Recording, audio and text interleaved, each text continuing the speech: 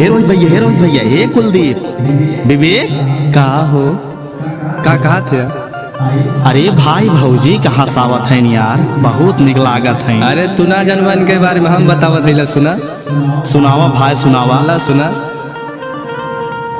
अरे भौजी दाई के आँख में काजल, अपहुआ देख पहन के छागल, जाली रोज घूमे कादीपुर बाजारिया, जाली रोज घूमे कादीपुर बाजारिया, जाली रोज घूमे कादीपुर बाजारिया, जाली रोज।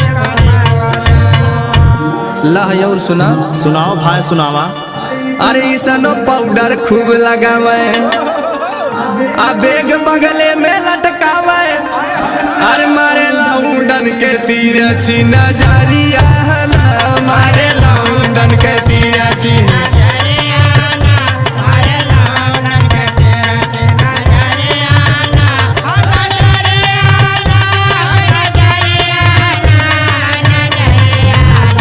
मारे लौंडन के तीर छी नजरिया, मारे लौंडन के तीर छी।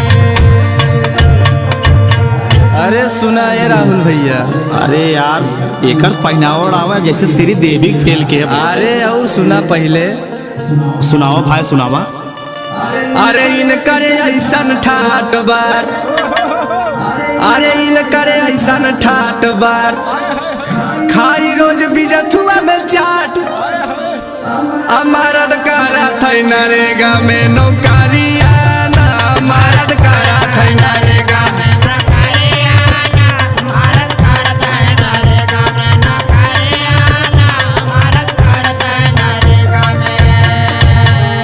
अरे यार मर्द नरेगा में नौकरी करत है यार, तू झूठ बोलता रोहित भाई, इतना बढ़िया ये सुनो पाओ। अरे ये मन से दुख साथे काव काव करत में तू का जानबे? और सुना। सुनाओ भाई सुनाओ, तो बहुत करीबी लागत था। हाँ सुना सुना।